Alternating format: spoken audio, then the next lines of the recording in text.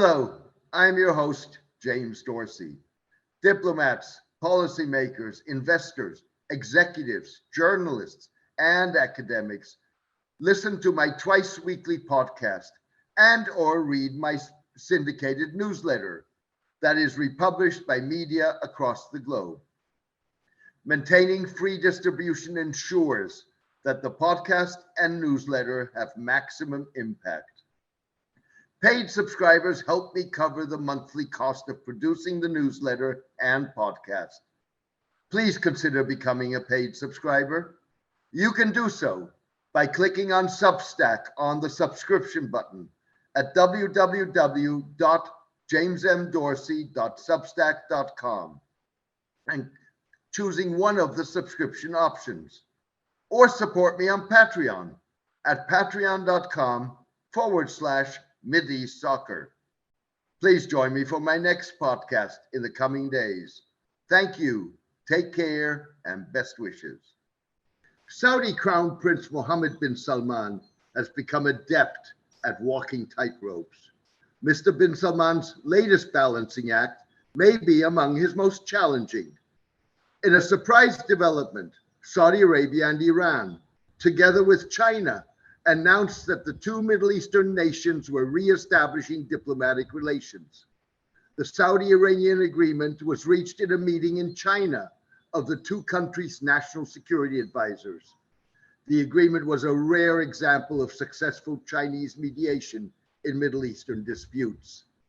Saudi Arabia broke off relations after Iranians stormed the kingdom's embassy in Tehran in 2016 in protest against the execution of a prominent Saudi Shiite cleric.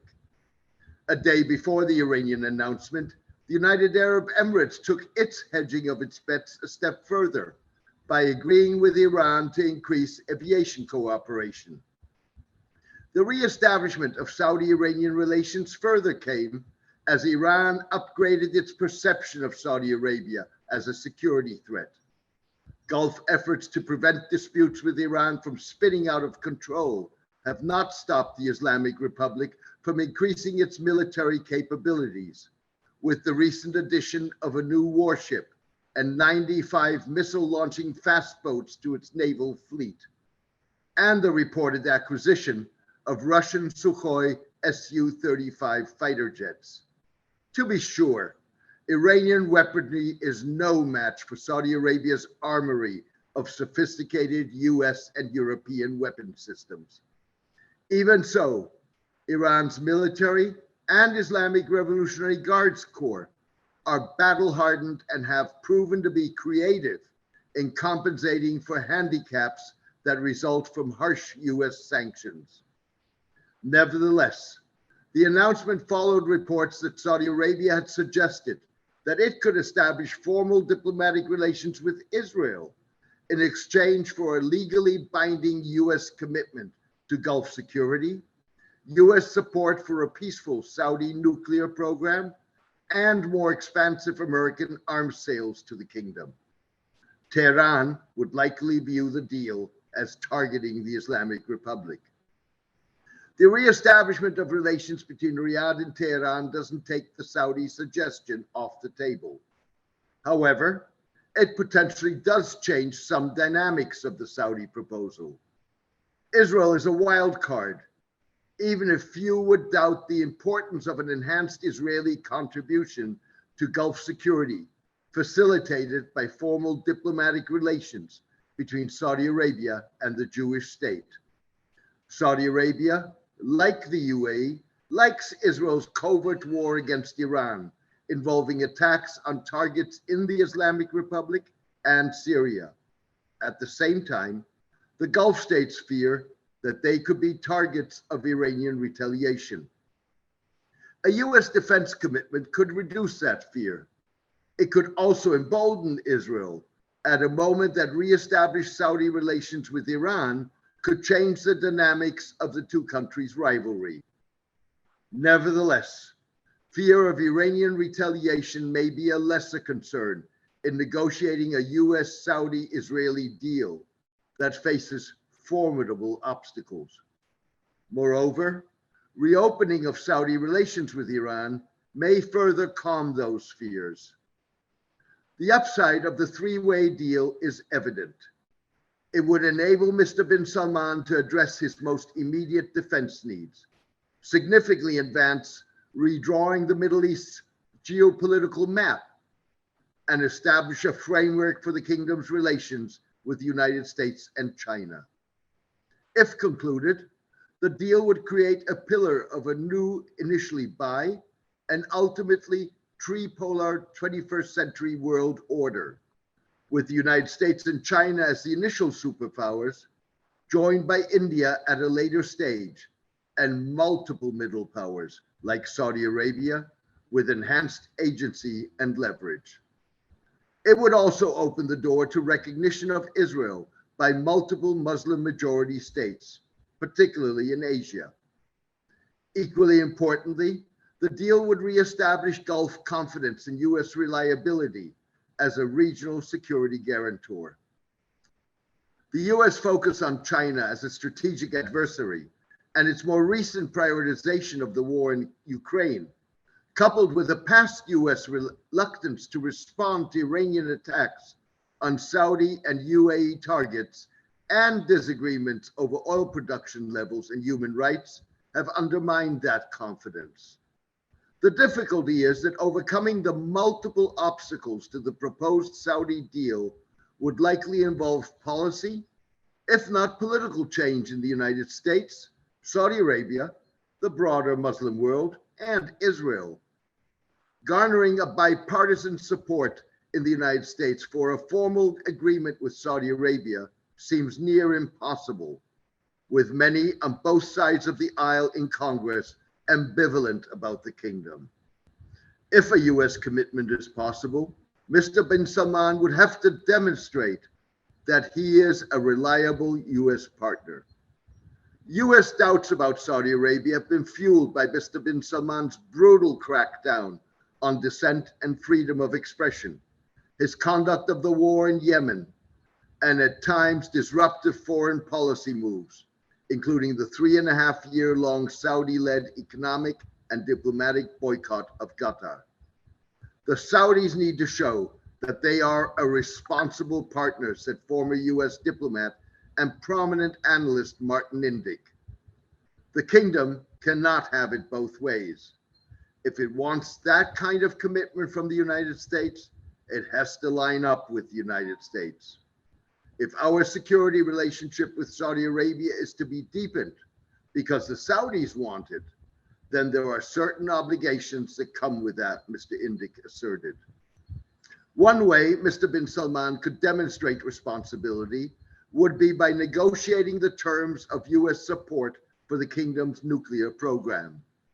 Saudi Arabia is pushing to build 16 nuclear power plants. The kingdom last month received bids for the first facility. Saudi Arabia has consistently said that its program is for peaceful purposes and that the kingdom is committed to putting its future facilities under the supervision of the International Atomic Energy Agency. Yet, as Iran inches ever closer to nuclear weapons capability, Saudi Arabia also aims to acquire the knowledge and technological building blocks to match Iran if it crosses a threshold for nuclear weapons production. Saudi leaders, including Mr. bin Salman, have warned that Saudi Arabia would develop the capability of its own if Iran became a nuclear power. Saudi Arabia has denied reports that it was building a facility for extracting yellow cake from uranium with the help of China. Saudi Arabia has large uranium deposits of its own. These are developments that the United States wants to stop in its tracks by convincing the kingdom to accept safeguards required under US law that the Saudis have so far rejected. The safeguards would force Saudi Arabia to drop its insistence on producing nuclear fuel, even though it could buy it more cheaply abroad. The US Atomic Energy Act stipulates that countries that cooperate with the United States on nuclear energy must forego domestic uranium enrichment and reprocessing of spent fuel.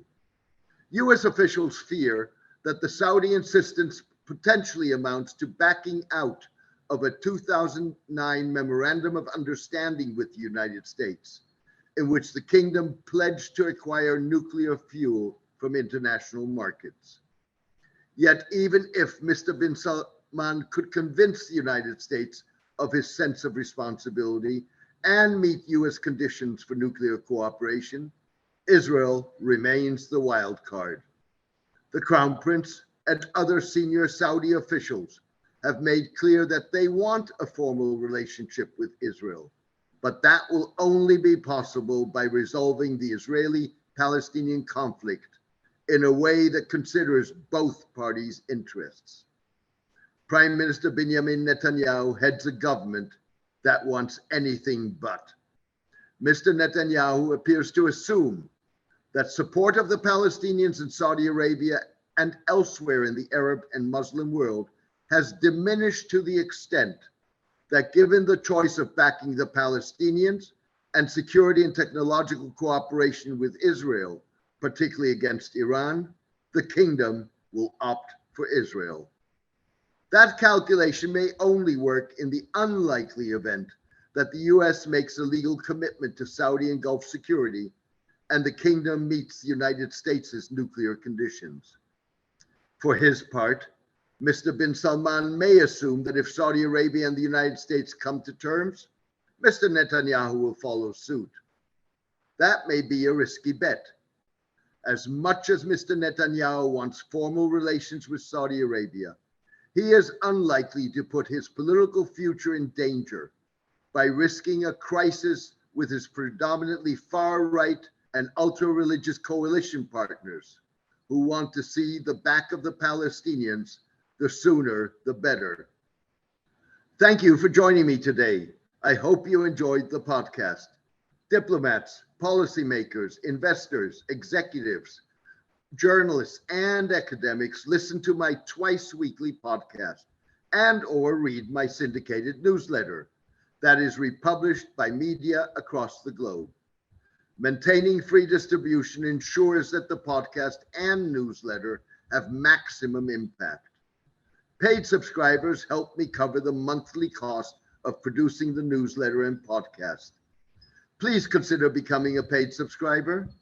You can do so by clicking on Substack on the subscription button at www.jamesmdorsey.substack.com and choosing one of the subscription options, or support me on Patreon at patreon.com/MideastSoccer.